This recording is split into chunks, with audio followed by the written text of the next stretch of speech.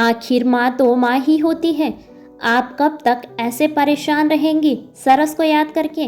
अब आप मत सोचा करिए वो सब, नहीं तो फिर आपकी तबीयत खराब हो जाएगी। जाइए पड़ोस में हो आइए, आपका मन बहल जाएगा। मैं आपके कपड़े निकाल देती हूँ, कहिए तो मैं भी आपके साथ चलूँ। ठीक है राधिका बहू, कहकर सीमा अतीत में खोती चली गई। अब तो 25 साल हो गए इस बुरे समय को घटे हुए। 3 बेटों के बाद एक बेटी हुई, सब बड़े ही खुश हुए। बेटी बिना किसी तकलीफ के अस्पताल में नॉर्मल डिलीवरी से हो गई। अस्पताल में बच्ची को देखते ही कमरे में मौजूद महिलाएं चौंक गई। सीमा का रो रो कर बुरा हाल था। उसने तुरंत सबसे हाथ जोड़कर विनती की कि कृपया इस बात को कमरे से बाहर न जाने दें। सीमा और उसकी देवरानी दोनों की कड़ी निगरानी में बच्ची पलने लगी। उसका नाम सरस रखा।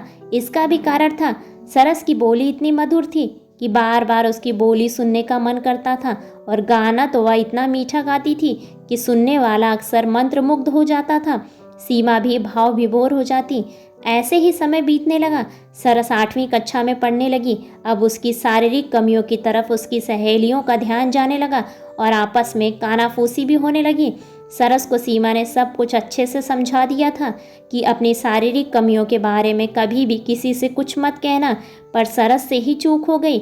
उसके बहुत पूछने पर उसने अपनी सबसे पक्की सहेली को बता दिया कि वह उन लोगों जैसी नहीं है। कहा जाता है ना, मुंह से निकली बात और कमान से निकली तीर फिर वापस नहीं आते। बात उड़ते उड़ते किन्नर समाज के लोगों तक पहुंच गई। फिर क्या था, वही हुआ जो नहीं होना चाहिए। वो लोग बहुत बड़ी संख्या में आए और सरस को जब लेकर जाने लगे तो वह बड़ा ही हृदय विदारक दृश्य था। पूरे मोहल्ले में सब दुखी थे। सभी उन लोगों से विनती करते रहे कि सरस को मत ले जाओ, पर वो ना माने। सीमा तो उनके पैरों में गिर गई, बोली मेरे सारे जेवर घर सब ले जाओ, पर मेरी सरस को मुझे दे दो। लेकिन वो लोग सरस को जबरन ही ले गए। आज 25 वर्ष हो गए उसी की तलाश में। जहाँ भी वो लोग नाचने जाते, सीमा सरस को ढूंढने पहुँच जाती। कहीं भी शादी हो या कहीं भी बच्चे का जन्म हुआ हो, सीमा देवी तुरंत वहाँ इस उम्मीद में पहुँच जाती कि शायद उनकी सरस उन्हें मिल जाए।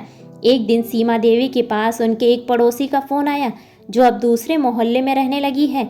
आंटी जी, आप जल्दी यहाँ आ जाइए, यहाँ एक घर में शादी है और नाचने वालों में मुझे ऐसा लग रहा है कि सरस भी है, आप देखकर पहचान लेंगी।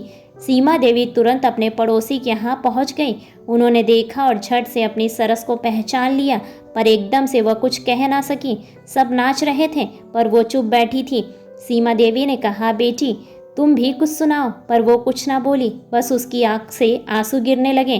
तब सीमा देवी ने पूछा, बेटी तुम क्यों रो रही हो? उसके अन्य साथियों में से एक ने कहा, इस बेला का तो इस काम में मन ही नहीं लगता है, पढ़ने लिखने में बहुत मन लगता है, बहुत अच्छे स्वभाव की है, हम सब इसका बहुत ख्याल रखते हैं, इसलिए हम ये सब इसे करने के लिए जोर नहीं देते हैं।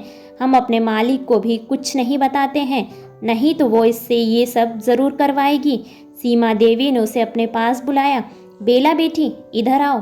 सीमा देवी के पास आकर बैठी तो सीमा देवी उसके पीठ पर हाथ फेरने लगी और बोली, सरस मेरी बच्ची अपनी माँ को नहीं पहचान पाई।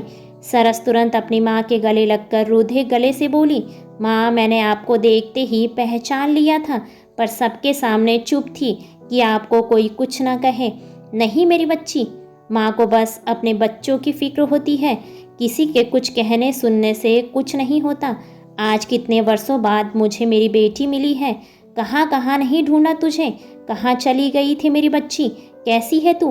अब चल तू मेरे साथ, अब नहीं जाने दूंगी। सरस को अपने सीने से चिपकाए सीमा देवी रोती रही। अब तक सबको बात समझ में आ गई थी।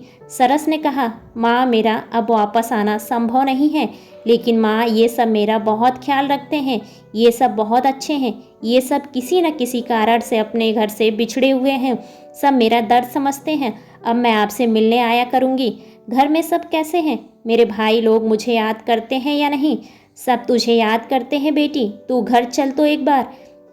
सीमा देवी सरस को अपने सीने से चिपकाकर रोए जा रही थी। सरस अपने साथियों की तरफ याचना भरी नज़रों से देख रही थी। तभी उनमें से एक ने कहा, चल सब चलते हैं बेला, बहुत दिनों बाद माँ मिली है, चल माँ के घर चलते हैं।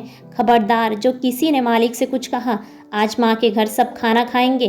क्यों माँ? सीमा देवी खुशी से रोते हुए बोली, हाँ मेरे बच्चों, ऐसे ही बेहतरीन कहानियों को सुनने के लिए वीडियो को लाइक और चैनल को सब्सक्राइब करें और अपने विचार कमेंट्स बॉक्स में कमेंट्स करके हमें ज़रूर बताएं। धन्यवाद।